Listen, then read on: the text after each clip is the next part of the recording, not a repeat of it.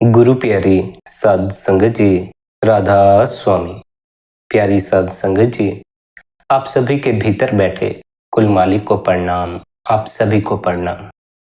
संगत जी, आज का सवाल है, जब धुन सुनाई पड़ना शुरू हो जाती है तो उस धुन को कौन सुनता है? मन सुनता है या आत्मा सुनती है? ध्यान पूर्वक अंत तक सुनने की कृपालता करें जी।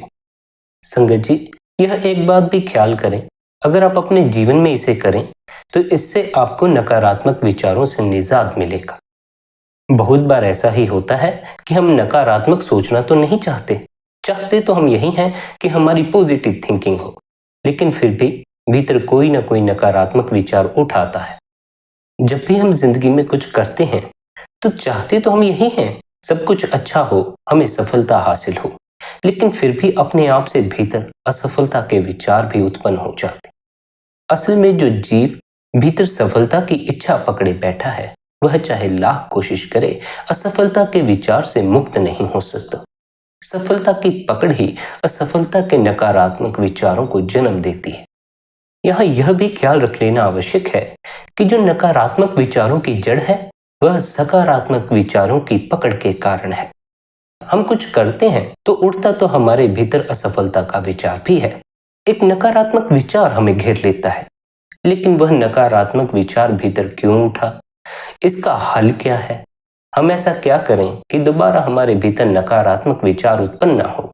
यह सब जानने के बजाय, यह सब समझने के बजाय हम सकारात्मक विचारों को पकड़ने में लग जाते। भीतर है पाप, बाहर जीव पुण्य करने लग जाता।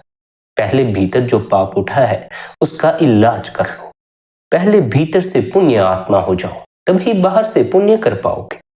भीतर है पाप तो बाहर पुण्य करने से वह पुण्य नहीं हो जाता।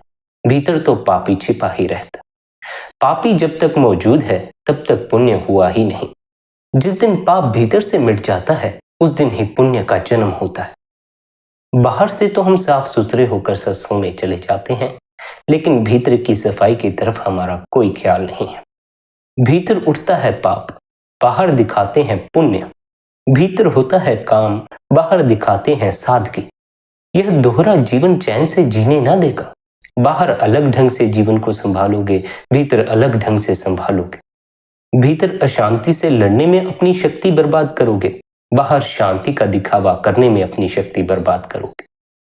जीवन भर जीव भीतर की नकारात्मकता को दबाता है और बाहर सकारात्मकता का दिखावा करता रहता है। ऐसा करते रहने से जीवन में एक ऐसी घड़ी आ जाती है जब जीव के भीतर इतनी शक्ति नहीं बची रहती कि वह अपने भीतर उठे नकारात्मक विचारों की इस बाढ़ को शांत कर सके। भीतर उठी नकारात्मकता, भीतर उठा पाप बस से बाहर हो जाता है। फिर जब वह बस से बाहर हो जाता है, हम उसे भीतर दबाए रखने में असमर्थ हो जाते हैं। फिर वह हमारे बाहरी जीवन पर भी अपना रूप दिखाना शुरू कर देता। जीवन भर हम बाहर से शांत होने का दिखावा करते हैं, क्रोध को भीतर दबाते हैं। इस दबाते रहने से एक दिन भीतर क्रोध इतनी मात्रा में इकट्ठा हो जाता है कि उसे फिर भीतर छिपाए रख पाना हमारे लिए असमर्थ हो जाता। फिर बाहर शांति का दिखावा करना हमारे बस में नहीं रह जाता। क्रोध का ज्वालामुखी भीतर फूट पड़ता है और तब हमें अपने असल चेहरे का पता चलता। बहुत से लोग इस बात से हैरान होते हैं कि यह क्रोध एकदम से मेरे भीतर उठ कहां से आए। उन्हें खुद को भी भनक नहीं होती कि उनके भीतर कितना क्रोध पल गया है। क्रोध जब बस से बाहर हो जाता है, क्रोध को जब भीतर दबाए रख पाना असंभव हो जाता है, तब वह क्रोध जीव को अपनों का भी विस्मरण करवा देता है। क्रोध की आग में जल रहा जीव अपनों तक को नुकसान पहुंचा देता है, अपनों तक को मार डालता है। गैरों की तो बात छोड़ो, क्रोध अपनों को तक नहीं बख्शता। कुछ हद तक क्रोध की ताकत भी जीवन में जरूरी है, लेकिन अगर इस ताकत का अधिक इस्तेमाल किया जाए, यह बस से बाहर हो जाए, तब फिर यह जीव की सत्यानाश कर देती है। इसलिए क्रोध को दबाने में मत लग जाना। दबाओगे तो जीवन में बहुत कठिनाइयां आएंगी, क्योंकि बार बार यह बस से बाहर होता चला जाएगा।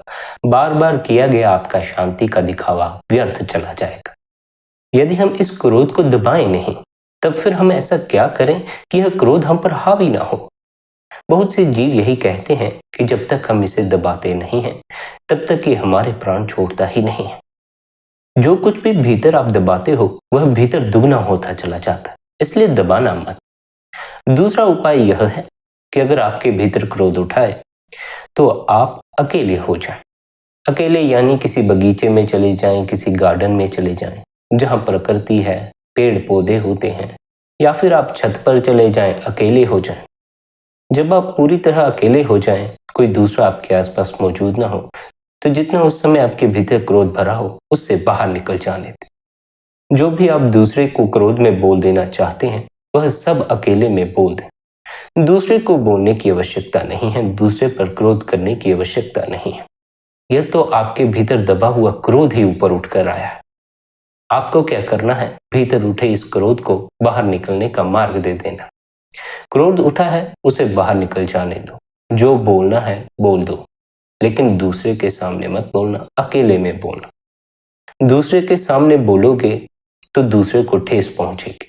दूसरे पर क्रोध करोगे तो दूसरे का दिल दुखेगा, या फिर उसे किसी अन्य तरह से चोट पहुंचा बैठोगे। अकेले में होगे तो ज्यादा से ज्यादा हाथ में लिया हुआ फोन तोड़ दोगे, या फिर कुछ और सामान फेंक दोगे, या फिर दूसरे को गालियां दोगे, या फिर कुछ और बोलोगे। इससे दूसरे को किसी तरह का कोई नुकसान नहीं पहुंचेगा। अगर आप अकेले होकर अपने भीतर उठे नकारात्मक विचारों को, क्रोध को बाहर निकल जाने दें, तो धीरे धीरे आप भीतर खाली होते चले जाएंगे। जितना क्रोध भीतर दबा पड़ा है वह धीरे धीरे ऊपर उठकर बाहर निकलता चला जाएगा। लेकिन यह आप अकेले में ही करें, क्योंकि दूसरे की मौजूदगी में इसे करने का अर्थ है दूसरे को चोट पहुंचाना। क्रोध हमारे भीतर उठता है, लेकिन हम तत्क्षण क्रोध के साथ हो जाते हैं और फिर हमारा जिससे झगड़ा चल रहा होता है हम उसे चोट पहुंचा देते। चाहे उसे हमारे कुछ बोलने से चोट पहुंचे, चाहे हमारे उसे चोट पहुंचाने से कोई नुकसान हो। इन दोनों कारणों से आपके भीतर पूर्ण प्रेम को जागृत होने में बाधा पड़ती रहेगी। जन्मों जन्मों का क्रोध, जन्मों जन्मों की वासनाएं भीतर दबी पड़ी। जब उनकी भीतर लहर उठती है तो वह लहर भी बाढ़ से कम नहीं होती। हमारा नुकसान करने के लिए वह लहर ही काफी होती है। मगर यह बात स्मरण रखो, लहर उठी है वह शांत भी हो जाएगी। लहर का कोई सदा के लिए अस्तित्व थोड़ी होता है। ऐसा थोड़ी है जो लहर सतह पर आ गई वह सदा ही सतह पर रहेगी। नहीं, लहर तो विलीन हो जाती। भीतर जितनी वासनाएं उठती हैं, क्रोध उठता है, काम उठता है, यह एक क्षण आने पर भीतर अपने आप ही विलीन भी हो जाता। लेकिन हम उस समय तक सब्र नहीं कर पाते। हमें सब्र की कमी है। हमारे भीतर जो उठता है हम तत्क्षण उसके साथ एक रूप हो जाते। क्रोध उठता है, तत्क्षण क्रोध के साथ एक रूप हो जाते हैं। काम उठता है, काम के साथ एक रूप हो जाते। अगर हम सब्र रखें, अगर हम कुछ देर अपने आप को समेटें, तो कुछ देर बाद भीतर उठे मलिन विचार अपने आप ही विलीन हो जाएंगे। लेकिन इतनी देर हम सब्र करते नहीं हैं। क्रोध उठाए तो ज्यादा से ज्यादा 1-2 मिनट का ही हम में सब्र है, इससे ज्यादा नहीं। फिर हम क्रोध के साथ एक रूप होकर दूसरों को नुकसान पहुंचाना शुरू कर देते। फिर चाहे दूसरे को चोट वाणी से पहुंचती हो, चाहे किसी को शारीरिक चोट पहुंचती हो, उसके कारण फिर हमारे जीवन में प्रेम की सुगंध नहीं खिलती है। क्या आप जानते हैं, आपके अपने आप को बड़ा प्यार करते हैं, लेकिन सबने अपनी जिंदगी में काम, क्रोध और वासनाओं को इतना भीतर दबाया है कि कभी न कभी उन्हें भीतर छिपाए रख पाना उनके बस से बाहर हो जाता है। जब बस से बाहर हो जाता है, घर परिवार में झगड़े हो जाते। लेकिन यदि सभी भीतर उठी इन वासनाओं, इन विकारों से मुक्त हो जाएं, तो क्या घरों में झगड़े हो सकते हैं? नहीं हो सकते, फिर नहीं होते। यह बात भी ख्याल रखें कि कुछ जीव होते हैं जो बेवजह ही झगड़ते रहते हैं, छोटी छोटी बात पर झगड़ते रहते हैं, मन के अधिक प्रभाव में आए हुए हैं। फिर समझदार जीव होते हैं जो समझदारी दिखाते हैं। वे बेवजह के झगड़े नहीं करते। अगर कोई झगड़े का कारण विशेष हो तभी झगड़ा करते हैं। लेकिन फिर वे जीव होते हैं जिन्होंने अपने भीतर काम, क्रोध, लोभ, मोह और अहंकार से परे का स्वाद चख लिया होता है। उस स्वाद को चख लेने के कारण उनका झगड़े में रस ही नहीं रह जाता। झगड़े तो मन की फसाद। स्वयं को जान लेने के बाद मन में कोई रस ही नहीं रह जाता। मन में जीवन जीने वाला जीव संसार की मति के अनुसार जीवन व्यतीत करता है। स्वयं में स्थित होकर जीवन व्यतीत करने वाला जीव सांसारिक मति के अनुसार जीवन व्यतीत नहीं करता। संसारिक मति क्या है? संसारिक मति है इन बातों पे झगड़ो, उन बातों पे झगड़ो। संसारिक मति है इन बातों पे कलेश करो, उन बातों पे कलेश करो। जिन बातों के लिए हमने सीख लिया है कि हमें झगड़ना चाहिए, उन बातों के लिए अब हम अपने आप ही झगड़ना शुरू हो जाते। हम विचार भी नहीं करते क्या हमें इस बात पर झगड़ना चाहिए या नहीं झगड़ना चाहिए। इतनी बार कुछ बातों का अभ्यास हो गया है कि अब वे अपने आप ही दोहरना शुरू हो गई हैं। नहीं चाहते हैं क्रोध करें, लेकिन इतनी बार दोहराया है कि अपने आप ही दोहर जाता है, बस से बाहर हो जाता है, रोक नहीं पाते। रोकने की कोशिश भी मत करना। भीतर जो उठा है उसे दबाने की कोशिश करना भी मत। रोकने की जद्दोजहद में मत लग जाना। जब भीतर क्रोध उठाए, काम उठाए, कोई अन्य ख्याल, वासना या कोई नकारात्मक विचार उठाए, तब आप क्या करें? या तो आप अकेले होकर भीतर जो भी आपके भरा पड़ा है उसे बाहर निकाल दें। जो बोलना चाहते हैं बोल दें। अगर शरीर के जरिए गुस्सा निकालना चाहते हैं, शरीर के जरिए निकाल दें, लेकिन अकेले में। दूसरे को चोट ना पहुंचे, दूसरे को नुकसान ना हो। आपने अपनी आध्यात्मिक यात्रा का ख्याल रखना है। आध्यात्मिक यात्रा में भीतर के कूड़ को साफ करना ही पड़ता। उसे साफ करने के लिए आप या तो उसे भीतर इकट्ठा मत करिए, उसे बाहर निकाल दीजिए। दूसरा यह ख्याल रखें, अगर आप अकेले नहीं हो सकते हैं तो सब्र करना सीखें। जब भी भीतर कोई नकारात्मक विचार उठाए, क्रोध उठाए, काम उठाए, तो तत्क्षण उसके साथ एक रूप ना हो जाए। कुछ देर के लिए ध्यान में बैठ जाए। उस समय आपको ध्यान में बैठने में कठिनाई अनुभव होगी। वैसे हालात में ही ध्यान करना सबसे कठिन होता है, लेकिन अगर कोई उन हालातों में भी अपने ध्यान को संभाल ले, अपनी बंदगी संभाल ले, अपना आराम संभाल ले, अपना स्वयं संभाल ले, उसे फिर कोई नकारात्मकता छू नहीं सकती। यह बात ख्याल रखना, भीतर जो भी विचार उठते हैं वह सदा के लिए आपके भीतर खड़े नहीं हो गए हैं। भीतर जो भी वासनाएं उठती हैं, क्रोध उठता है, काम उठता है, वह सदा के लिए आपके भीतर खड़ा नहीं हो गया। बहाव है, कभी बहकर आ जाता है, फिर बहता बहता अपने आप ही चला भी जाता।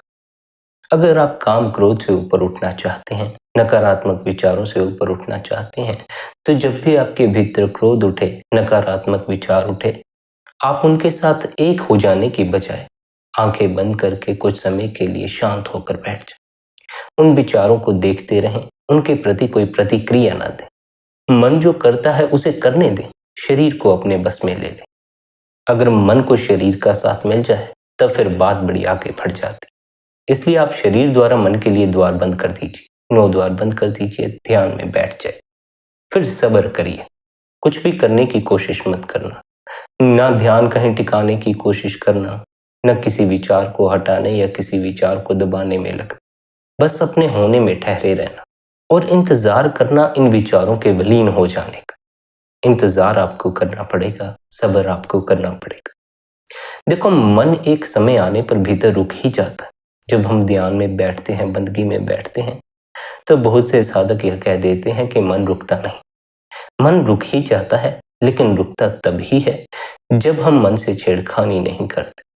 आपके भीतर जो क्रोध उठता है वह सदा के लिए नहीं उठा होता, वह कुछ देर के लिए उठता है और इतनी तीव्रता से उठता है कि आप अपने शरीर को अपने वश में नहीं रख पाते। वह जो क्रोध की ताकत भीतर उठी है, उस ताकत के बाहर जाने के जितने द्वार हैं उन्हें बंद कर लेना है, अर्थात ध्यान में बैठ जाना है और उस क्रोध की ताकत को ही रूपांतरित कर लेना है। क्रोध को हटाने की कोशिश में नहीं लगना है, न ही उसके साथ एक रूप हो जाना। बस यह देखते रहो कितनी देर तक क्रोध के विचार आपके भीतर उठते रहते।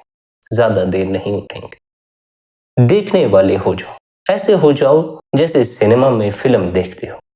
मन को वह पर्दा समझ लो जिस पर फिल्म चलती है और आप फिर दूर बैठे उस फिल्म को देख रहे हो। भीतर चलती फिल्म के साथ एक रूप मत हो जाओ, वह आपके साथ नहीं हो रहा है। वह तो पर्दे पर चलने वाली फिल्म है, लेकिन अगर आप उसे अपने साथ होता हुआ समझ लेंगे तो आप अपने शरीर को भी उसमें शामिल कर लेंगे। मन में जो भी विचार उठते हैं, मन में जो भी गलत ख्याल उठते हैं, गलत कर्मों का ख्याल आता है, वे बिना शरीर के सहयोग के हो नहीं सकते।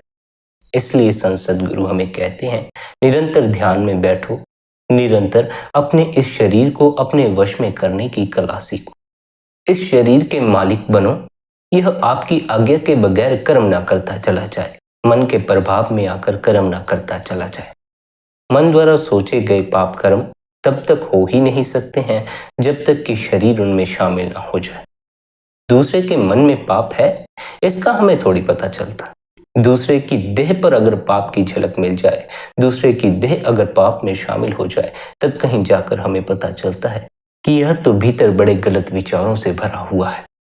हो सकता है किसी के भीतर कई महीनों तक किसी को लूटने के, किसी को चोट पहुंचाने के विचार घूमते रहे, लेकिन कई महीनों तक उसके साथ रहने के बावजूद भी हमें उसके भीतर की इस दशा का तब तक पता नहीं चलता जब तक कि उसकी देह पर उसके भीतर के विचारों की छाप ना पड़ जाए, भीतर की मलिनता की छाप ना पड़ जाए।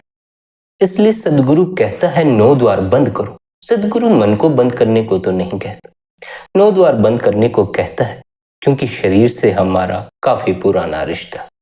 सबसे पहला संबंध तो हमारा शरीर से ही जुड़ता है, मन से तो बड़ी बाद में संबंध जुड़ता। मन को तो आप वश में नहीं कर पाते, लेकिन शरीर को तो कर ही लेते हो, कई बार करते हो।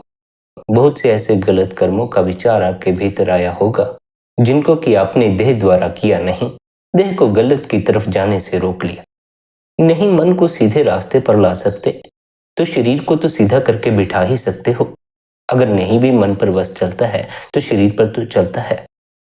अपनी मर्जी से अपना हाथ उठा तो सकते हो, अपनी मर्जी से अपने पैर चला तो सकते हो। चाहो तो इस शरीर को आंखें बंद करके ध्यान में बिठा सकते हो, चाहो तो इस शरीर को लेकर कहीं सैर सपाटे पर जा सकते हो। लेकिन मन के साथ आपका ऐसा कोई संबंध नहीं होता। मन आपका मालिक होता।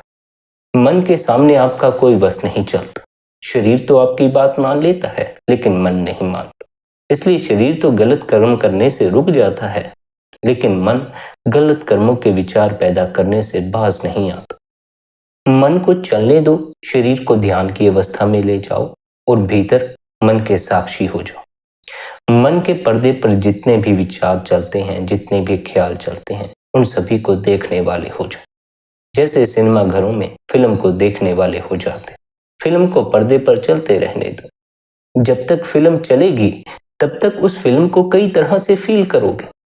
कभी रोता हुआ सीन देखकर रोना आ जाएगा, कभी हंसता हुआ सीन देखकर हंसना आ जाएगा, कभी प्रेम से भरा हुआ सीन देखकर प्रेम में डूब जाने का जी चाहेगा। ऐसा ही भीतर भी होगा। लेकिन यह बात ख्याल रखना, फिल्म सदा ही चलती नहीं रहती है। एक समय आता है जब वह फिल्म खत्म हो जाती। जरूर जब तक वह फिल्म चलेगी आप उसको फील करेंगे, लेकिन वह फील सदा के लिए बने रहने वाला नहीं है। इसलिए अगर मन में कोई नकारात्मक विचार उठाए, कोई गलत बात उठाए, तो उसके प्रति घबरा ना जाएं, उसे दबाने की कोशिश ना करें। इंतजार करें, यह नकारात्मक विचारों की फिल्म भी अपने अंत तक पहुंच जाएगी। ख्याल रखना, जैसे आप फिल्म के इमोशंस को फील करते हो, लेकिन उसमें से कुछ भी आपके साथ हुआ नहीं होता, आप तो दूर बैठकर उसे देखने वाले होते हो, ऐसे ही आप मन को भी दूर से देखने वाले हो। मन पर चलने वाले विचारों को आप फील तो कर लेते हो, लेकिन उसमें से कुछ भी आपके साथ हुआ नहीं होता। हुआ है या हो जाए, जब हम इस भ्रांति में पड़ जाते हैं तब हम भूल जाते हैं कि यह तो मन का पर्दा है, यह तो मन पर चलने वाली फिल्में हैं। हम सोच लेते हैं यही हमारी जिंदगी है। आपका जो असल जीवन है वह आपके मन से परे है। आपका जो स्वयं है वह आपके मन से परे है, और आपका स्वयं, आपकी आत्मा ही आपका असल होना है। स्मरण रखें, चाहे आप लाख बार अपने आप को मन समझते रहें, फिर भी आप मन नहीं हो जाते, विचार नहीं हो जाते। फिर भी आप स्वयं ही रहते हैं, फिर भी आप अपने होने में ही बने रहते। लेकिन इसी बात की पहचान कर पाना जीव के लिए कठिन हो जाता। वह अपने स्वयं की पहचान नहीं कर पाता। वह कहता है, अगर मैं अपने स्वयं में ही ठहरा हुआ हूं तो मुझे अपने स्वयं का अनुभव क्यों नहीं होता। मन को अपना होना समझ लेने के कारण स्वयं के होने की कोई याद ही नहीं रही है। मन का अनुभव इतना प्रगाढ़ हो गया है कि अब हम अपने को मन ही समझे चले जा रहे हैं। चाहो तो अभी अपने स्वयं में ठहर जाओ, लेकिन जीव इसमें भी कठिनाई अनुभव करता है, क्योंकि वह स्वयं में ठहरने के बारे में भी मन द्वारा ही सोचना शुरू कर देता। स्वयं में ठहरने का अर्थ है मन का साथ छोड़ दो, अपनी अकल छोड़ दो, अपना प्रयास छोड़ दो। जैसे ही स्वयं को जानने का प्रयास छोड़ दोगे, वैसे ही अपने स्वयं का अनुभव होना भी शुरू हो जाएगा। अधिकांश जीव जानने में ही अपना समय बर्बाद कर देते हैं।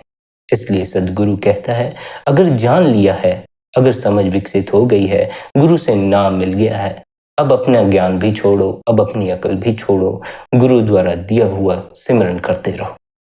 अगर नामदान मिल गया है तो अब ज्ञान हासिल करने में मत लगे रहो, अब अभ्यास करो। ज्ञान तो इसलिए हासिल करना पड़ता है ताकि हम नामदान हासिल करने के काबिल बन जाए। जिसे पता ही ना हो यह मार्ग कौन सा मार्ग है, यह मार्ग कहाँ को जाता है, बंदगी करने से क्या होता है, नामदान हासिल करने से क्या होता है, उसे यदि नामदान मिल जाए तब वह उसके लिए कुछ भी मायने नहीं रखेगा। जिसे समझ है, जिसे ज्ञान है, उसे ही कदर भी होती। ज्ञान तो केवल मार्ग की पहचान के लिए दिया जाता है। जब गुरु मार्ग पर चलने का द्वार खोल देता है, फिर उस मार्ग पर चलने की आवश्यकता है। फिर ज्ञानी बन के कोई लाभ नहीं है, क्योंकि फिर आप अपने अहंकार को मिटाने की यात्रा कर रहे हैं। अहंकार मिटता जाएगा तो आपकी अपनी मत मरती जाएगी और सतगुरु की मत आपके भीतर प्रवेश कर जाएगी। अभी जो ज्ञान आपने हासिल किया है वह संसार का ज्ञान है। जब आप अहंकार से परे चले जाते हैं तब आप परम ज्ञान हासिल करते। संसार के ज्ञान को छोड़ देना पड़ता है अगर परम ज्ञान हासिल करना हो। परम ज्ञान है अपनी आत्मा की पहचान कर लेना, अपने स्वयं की पहचान कर लेना। अगर सद्गुरु द्वारा नाम मिल गया है, बंदगी करने का अभ्यास मिल गया है, तो निरंतर बंदगी करो, निरंतर सद्गुरु द्वारा दिया हुआ सिमरन करो, क्योंकि अब अभ्यास आपके जीवन का हिस्सा है। अब आपको भीतर उतरना होगा। अब भीतर की समझ इकट्ठी करते रहने से कोई लाभ नहीं है, अब भीतर उतरने से ही लाभ होगा। और भीतर उतरने की चाबी सद्गुरु ने दे दी है। चाबी का इस्तेमाल करो, भीतर का दरवाजा खोल लो और आनंद के उस देश में पहुंचो। जब आप निरंतर गुरु द्वारा दिया हुआ अभ्यास करेंगे, निरंतर सिमरन करेंगे, तो सिमरन करते करते, जाप करते करते भीतर अजपा जाप शुरू हो जाएगा। जाप यानी जब आप अपनी रसना का इस्तेमाल करते हैं, अपनी जिह्वा का इस्तेमाल करते हैं। अजपा जाप जब आपका मन उस जाप को पकड़ लेता है और उसे दोहराना शुरू कर देता, फिर आपको जिह्वा का इस्तेमाल करने की आवश्यकता नहीं रह जाती, जाप करने की आवश्यकता नहीं रह जाती। जैसे बहुत से गीत ऐसे होते हैं जिन्हें हमें जिह्वा द्वारा अब दोहराने की आवश्यकता नहीं है, वे हमारे मन में छप गए हैं और वे अपने आप ही भीतर उठाते हैं और हमें भी अपने साथ मस्त कर लेते हैं। भीतर गीत उठता है, हम बाहर उन्हें गुनगुनाना शुरू कर देते। जब भीतर सद्गुरु द्वारा दिया हुआ सिमरन बस जाएगा तो सिमरन भी अपने आप चलना शुरू हो जाएगा। फिर जब भीतर सिमरन की याद अपने आप आएगी, बाहर जबान भी अपने आप ही सिमरन करना शुरू कर देगी। पहले हमें जुबान की सहायता लेकर मन तक सिमरन को पहुंचाना है। जब मन सिमरन को पकड़ लेता है तब फिर जुबान भी अपने आप ही सिमरन दोहराना शुरू कर देती। जब भीतर सिमरन चलना शुरू हो जाता है, जब भीतर जपा जाप शुरू हो जाता है, तब उसमें अपने आप को निरंतर लीन करने से ऐसी अवस्था आती है जब मन का सारा कोलाहल शांत हो जाता। एक ऐसी अवस्था आती है जब मन का शोर बंद हो जाता। उसी अवस्था में अनहद शब्द की धुनकार धुन सुनाई पड़ती। स्मरण रखें, अनहद शब्द तो अभी भी हो रहा है। अगर अभी भी हम उसे सुनना चाहें तो सुन सकते हैं, लेकिन जब तक मन का शोर है, मन का साथ है, वह सुनाई नहीं पड़ता। यहाँ यह बात ख्याल रखना, मन अनहद शब्द को नहीं सुनता, सुनने वाला तो कोई और है। मन का कोई असल अस्तित्व नहीं है जो कि वह कुछ सुने, वह तो केवल एक पर्दा है। अगर आप अपने भीतर ध्यान से देखें तो आप पाएंगे कि भीतर कोई मन को भी सुनने वाला बैठा हुआ है, भीतर कोई मन को भी देखने वाला बैठा हुआ है। मन कुछ सुन या बोल नहीं रहा है, बल्कि मन को बोलते और सुनते हुए हम उसे देख रहे हैं। इसी तरह जो मन को सुनने और देखने वाला है, वही शब्द को सुनने और शब्द के प्रकाश को देखने में समर्थ है। सुरत और नृत्य आत्मा की देखने वाली शक्तियां हैं और ये शक्तियां जागृत ही हैं। आप देख पा रहे हैं तो उस शक्ति के जागृत होने के कारण, आप सुन पा रहे हैं तो सुनने की शक्ति के जागृत होने के कारण। अगर ये शक्तियां जागृत ना होती तो आप कुछ भी देख और सुन नहीं पाते। ये शक्तियां जागृत तो हैं, लेकिन इन शक्तियों का इस्तेमाल मन को देखने के लिए किया जा रहा है, मन के पर्दे पर चल रही फिल्म को देखने के लिए किया जा रहा है, ना कि उस प्रकाश को, उस धुन को सुनने के लिए किया जा रहा है। पूरा का पूरा ध्यान हमने मन पर केंद्रित कर दिया। जब तक ध्यान मन पर केंद्रित है तब तक वही दिखाई पड़ेगा, वही सुनाई पड़ेगा जो मन बोल रहा है, जो मन कर रहा है। मन आप नहीं हो, आप मन को देखने और सुनने वाले हो। अगर आप अपना होश थोड़ा थोड़ा जगाना शुरू करें तो यह बात आपको साफ होनी शुरू हो जाएगी। रोज अपने भीतर उतरें, धीरे धीरे आपको यह साफ होने लगेगा कि आप मन नहीं हो, आप तो मन को भी देख रहे हो और मन को भी सुन रहे हो। वो जो मन को भी देखने और सुनने वाला है उसकी पहचान करनी है, वही आत्मा है। आत्मा की ताकत ही है देखने और सुनने की ताकत, मन की वह ताकत नहीं है। हम इस भुलेखे में पड़ जाते हैं कि मन कुछ देख रहा है, मन कुछ सुन रहा है। नहीं नहीं, मन को भी कोई देख रहा है, मन को भी कोई सुन रहा है। उसको जानना है, उसकी पहचान करनी।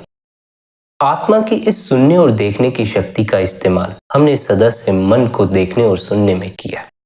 अब इसी शक्ति का इस्तेमाल हमने शब्द को सुनने के लिए करना है, शब्द के प्रकाश को देखने के लिए करना है।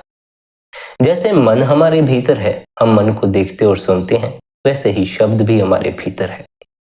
हम अगर अपने ध्यान को मन से हटाएं तब कहीं जाकर हमें शब्द सुनाई पड़ेगा। सुनने वाली तो आत्मा ही है। और यह ख्याल रखना, क्योंकि हम मन को देखते और सुनते हैं इसलिए हम मन की तरफ खींचे चले जाते। जब हम शब्द के प्रकाश को देखते हैं, शब्द की धुन को सुनते हैं, तो हम शब्द की तरफ खींचे चले जाते। भीतर जो दिखाई पड़ता है, जो सुनाई पड़ता है, उसी के साथ जुड़ते चले जाओगे। इसलिए जब भीतर मन को देखते हो, सुनते हो, तो उससे जुड़ मत जाना, वरना मन के साथ एक रूप हो जाओगे, फिर अपने को मन समझ लोगे। क्योंकि आप देखने और सुनने वाले हो, इसलिए अब मन से अपने ध्यान को हटाकर शब्द और धुन की तरफ लीन कर दो। शुरू शुरू में जब मन से ध्यान हटाओगे तो अंधकार ही नजर आएगा, प्रकाश नजर नहीं आएगा। लेकिन अगर निरंतर मन में ध्यान टिकाने के बजाय उस अंधकार में ध्यान टिकाना शुरू करो तो धीरे धीरे उस अंधकार से होते हुए प्रकाश तक भी पहुंच जाओगे। केवल ध्यान देने की बात है। अभी ध्यान मन पर दे रखा है, इसलिए मन का होना अपना होना समझे बैठे। जब मन पर ध्यान देना बंद कर दोगे फिर मन का अपना लगना भी बंद हो जाएगा। जब मन पर ध्यान न देकर निरंतर अंधकार में ध्यान टिकाओगे तो एक घड़ी ऐसी आएगी जब मन भीतर से पूरी तरह विलीन हो जाएगा। जब भीतर शब्द आपको सुनाई पड़ना शुरू हो जाएगा, जब आपको भीतर प्रकाश नजर आना शुरू हो जाएगा। जरा समझो, जैसे रात हम सोने जाते हैं तो पहले सारी लाइटें जगी हुई होती, प्रकाश होता है, प्रकाश के कारण हमारी आंखों में भी चमक आ गई होती। जैसे ही हम बिस्तर पर जाते हैं, लाइट बंद करते हैं, अंधेरा छा जाता। पहले पहले तो वह अंधेरा बड़ा घना होता है, लेकिन जैसे ही हम उस अंधेरे को देखते चले जाते हैं, उस अंधेरे में भी रोशनी आनी शुरू हो जाती, फिर अंधेरे में भी साफ साफ दिखाई देने लग जाते। इसी तरह पहले भीतर जब आप मन से ध्यान हटाएंगे, अंधकार बचेगा। पहले तो वह अंधकार घना ही नजर आएगा, पहले तो उसमें कुछ भी नजर नहीं आएगा, लेकिन जब आप उसमें ध्यान टिकाए रखेंगे तो धीरे धीरे उसमें भी प्रकाश आना शुरू हो जाए। फिर उस अंधकार में भी नजर आना शुरू हो जाता है और साधक इस अंधकार से होता हुआ प्रकाश तक पहुंच जाता। शब्द को देखने और सुनने की जो ताकत है वह आत्मा की ताकत है, वह मन की ताकत नहीं है। आत्मा की इसी देखने और सुनने की ताकत के कारण हम मन को देखते और सुनते। हमें यह भी होश नहीं होता कि हम मन को देख और सुन रहे हैं। हम सोचते हैं हम मन ही हैं। होश की कमी के कारण जीव इस भेद को समझ ही नहीं पाता। जिस दिन जीव को यह भेद स्पष्ट हो जाता है, उस दिन फिर वह मन पर ध्यान देना बंद कर देता है और अपने ध्यान को शून्य में ठहराना शुरू कर देता। उस शून्य में ही शब्द का संगीत सुनाई पड़ता।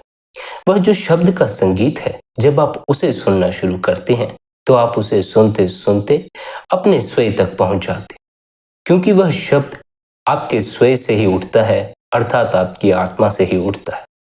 शब्द और प्रकाश के उठने का असल स्रोत आत्मा ही है। आप अपनी देखने और सुनने की शक्ति को जिसे देखने और सुनने में लगाते हो, उसी के करीब आप पहुंच जाते हो, उसी में ठहर जाते हो। जब आप अपनी देखने और सुनने की शक्ति को मन को देखने और सुनने में लगाते हो, आप मन में पहुंच जाते हो, मन हो जाते हो। जब आप अपनी देखने और सुनने की शक्ति को शब्द को सुनने और शब्द के प्रकाश में ठहराते हो, तब आप उसे सुनते सुनते अपनी आत्मा तक पहुंच जाते हो। इसलिए शब्द को आत्मा तक पहुंचने का जरिया कहा जाता है। शब्द उस आत्मा तक पहुंचने की सीढ़ी है। जो इस शब्द का सहारा लेता है वह अपनी आत्मा तक पहुंच जाता। क्यों पहुंच जाता है? क्योंकि शब्द आत्मा से ही उठता है। जैसे विचार मन से उठते हैं तो उस विचार को पकड़कर हम मन तक पहुंच जाते हैं। वैसे ही जब हम आत्मा से उठते हुए शब्द को पकड़ते हैं तो उस शब्द को पहुंचकर हम आत्मा तक पहुंच जाते हैं। आत्मा की इस देखने और सुनने की शक्ति का इस्तेमाल हमें अपने स्वयं तक पहुंचने के लिए करना है, अपनी आत्मा तक पहुंचने के लिए करना है। अपनी आत्मा से तो हम परिचित नहीं हैं, लेकिन उसकी देखने और सुनने की शक्ति से परिचित। इसी शक्ति का इस्तेमाल उस तक पहुंचने के लिए करना होगा। इसी शक्ति को शब्द के प्रकाश को देखने, शब्द की धुन को सुनने के लिए इस्तेमाल करना होगा। अभी तो हमने अपने जीवन में इस शक्ति का इस्तेमाल मन को देखने और सुनने में किया, लेकिन हम इस भेद को समझ नहीं पाते हैं कि हम मन को देख और सुन रहे हैं, ना कि हम मन हैं, सिर्फ मन को देखने और सुनने वाले। इसलिए मन जो कुछ कहता है हम वह सभी कुछ नहीं करते हैं, पहले देखते हैं, सुनते हैं, जो ठीक लगता है वही करते हैं। कई जीवों के साथ ऐसा होता है कि वे अपने को मन में इस कदर लीन कर देते हैं कि हम अपनी इस सुनने और देखने की ताकत का इस्तेमाल सही फैसला लेने के लिए कर ही नहीं पाते। मन जो कहता है वही कर देते हैं, वही करते चले जाते। मन आप हो नहीं, मन को देखने वाले हो, मन को सुनने वाले हो। उस देखने वाले और सुनने वाले को पहचान लेना। वह कौन है? वह आपके भीतर छिपा बैठा। भीतर उस तक पहुंचने में शब्द आपकी सहायता करेगा, क्योंकि शब्द उस आत्मा से ही उठता है। मन से उठा हुआ विचार आपको मन तक ले जाता है, आत्मा से उठा हुआ शब्द आपको आत्मा तक ले जाता है। आपको बस मन पर ध्यान देना बंद करना होगा। जब गुरु द्वारा दिया हुआ सिमरन भीतर पक जाता है तो मन पर ध्यान देना अपने आप ही बंद हो जाता। फिर हमारा ध्यान गुरु द्वारा दिए हुए सिमरन में लीन हो जाता। लेकिन पहले निरंतर अभ्यास द्वारा सिमरन को भीतर पकाना भी पड़ता है। जब तक सिमरन भीतर पक ना जाए तब तक ध्यान मन से हटता ही नहीं है। मन बार बार फिर हमारे ध्यान को अपनी ओर खींच लेता, क्योंकि जन्मों जन्मों से मन हमारे ध्यान को अपनी तरफ खींचता आया है। इसलिए शुरुआत में इससे ध्यान हटाने में कठिनाई होगी। शुरू में इससे ध्यान हटाओगे और फिर इसकी तरफ ध्यान चला जाएगा। तब क्या करना है? तब आपने मन के साक्षी हो जाना। तब आपने शांत होकर बैठे रहना है। मन जो कहे वैसा करने नहीं लग जाना है।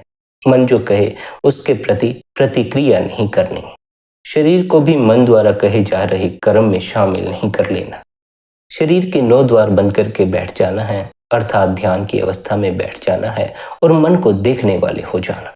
वैसे भी मन को देखने वाले और सुनने वाले ही हो, लेकिन फिर भी हमें मन के साक्षी होने में बड़ी कठिनाई होती है। मन के साथ किसी तरह की कोई छेड़खानी मत करना, इसके विचारों के साथ कोई छेड़खानी करने की कोशिश मत करना। बस अपने शांत होकर बैठे रहना, इसे देखते रहना। यह जो कहे उसे सुन लेना। ना इसके कहे या सुने पर क्रोध करना, ना इसके कहे या सुने पर कोई अन्य कर्म करना। इसके साक्षी होकर बैठ जा, इसे देखने और सुनने वाले हो जा। जैसे सिनेमा घरों में पर्दे पर फिल्म चलती है तो आप फिल्म के साथ कोई छेड़खानी थोड़ी करते, कर भी नहीं सकते हैं। वह अपने हिसाब से ही चलती है। मन भी ऐसा ही है, अपने हिसाब से ही चलता है। हम सोचते हैं हम छेड़खानी कर सकते हैं, लेकिन कर नहीं पाते। छेड़खानी करने में ही सब कुछ बिगड़ जरूर जाता। सबड़ता तो कुछ नहीं, बिगाड़ कर हम बहुत कुछ बैठ जाते। जैसे पर्दे पर फिल्म चलती है, आप केवल उसे देखते हैं, वैसे ही मन पर जो विचार चलें, जो ख्याल चलें, उन्हें देखने वाले हो जाएं।